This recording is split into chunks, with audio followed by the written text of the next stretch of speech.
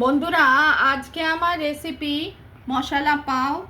পাওয়ের যে পাওটা আমি কিনে এনেছি আর মশলাটা আমি বাড়িতে বানিয়েছি। তৈরি এই ইভিনিং স্ন্যাক্স হিসেবে আপনারা তৈরি করে দেখতে পারেন।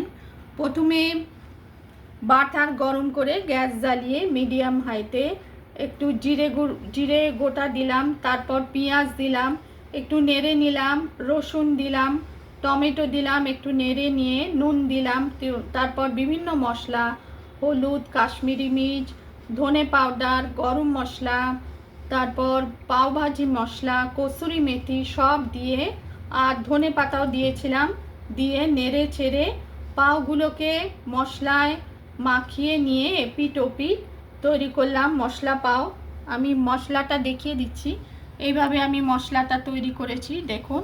ওপরে ঝুরি ভাজা দিয়ে আর একটুখানি মশলা দিয়েছি, প্রেজেন্ট করেছি।